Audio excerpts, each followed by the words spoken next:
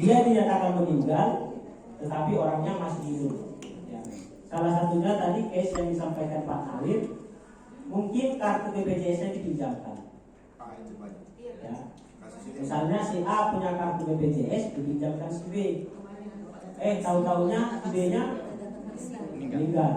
Tapi yang tercatat di BPJS-nya adalah si A. Jadi ada kondisi tertentu yang memungkinkan untuk dihidupkan kembali dari statusnya ya, bukan jiwanya, statusnya, bukan rohnya, jiwanya.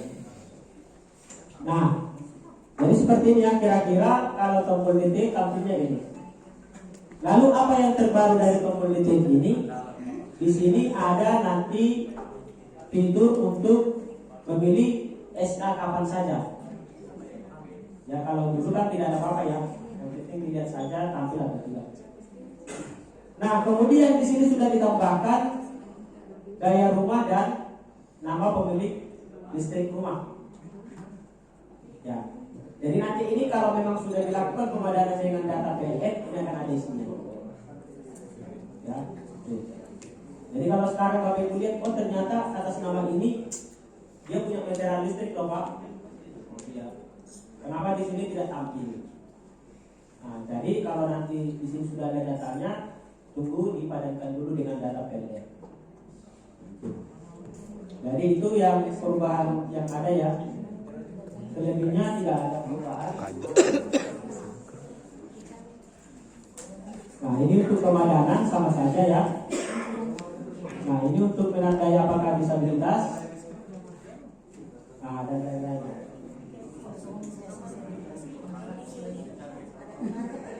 Kemudian kita lanjut ke monitoring salur bansos. Nah, ini tadi seperti yang saya sampaikan di awal. Bapak Ibu hanya melihat saja, misalnya yang cari berdasarkan klasternya, berdasarkan jenis bansosnya, lalu periodenya.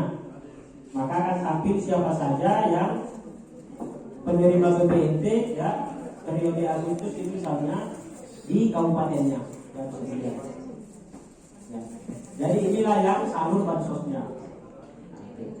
Selama ini kan selalu diminta ya, karena data-data penerima BPNT yang mau disalurkan misalnya ya, atau yang sudah salur tanpa melihat yang IUL-nya. Maka nanti Bapak Ibu bisa dilihat di sini.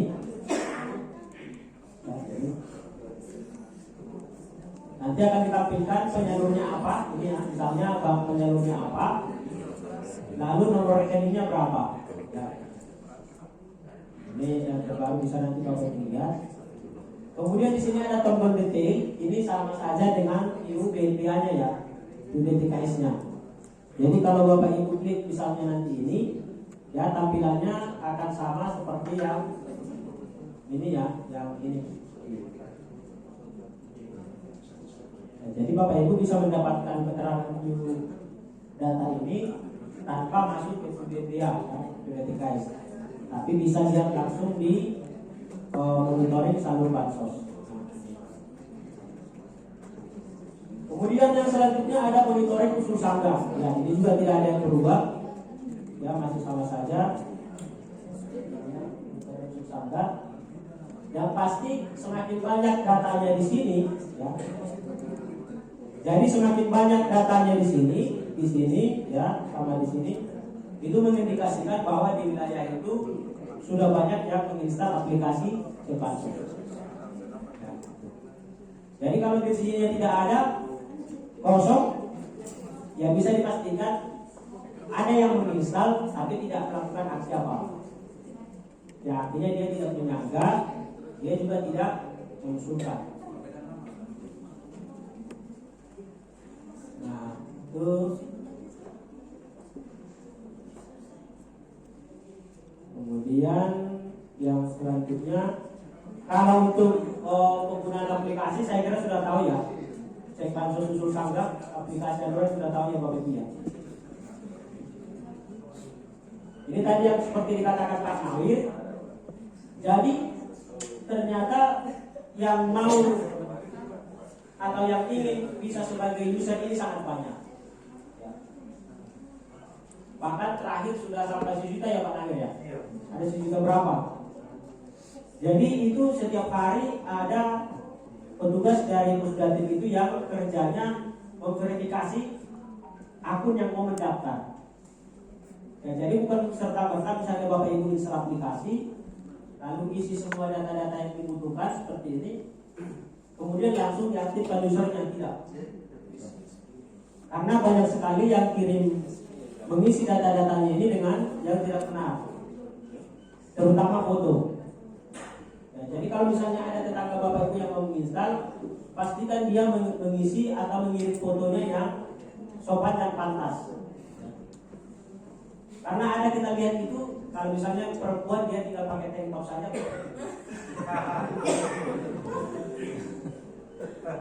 Untung saya tidak tergoda. Atau yang lebih parah, ada lagi di toilet. Ada di toilet. Atau misalnya cowok dia telanjang dada, telanjang dada, atau pakai kutang. Itu saja. Jadi hal-hal seperti itu pasti kita tidak terima. Atau bahkan yang difoto bukan KTP-nya, tapi fotokopian. Walaupun nanti isi datanya sama dengan foto KTP aslinya, itu tidak akan diterima. Karena yang diminta adalah foto KTP asli, ya, bukan fotokopian. Jadi untuk memverifikasi data-data yang seperti itu yang dibutuhkan waktu.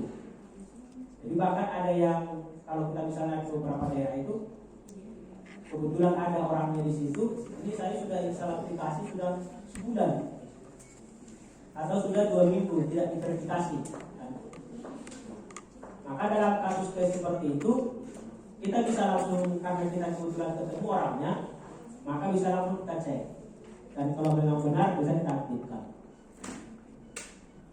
Artinya butuh waktu untuk memverifikasi akun ketika orang ingin mempunyai user untuk aplikasi cek bansos Android. Yang selanjutnya, begini ya, kalau misalnya nanti ada di daerah di Kabupaten Bapak Ibu, dia misalnya penerima bansos, lalu dia menyangka dirinya sendiri,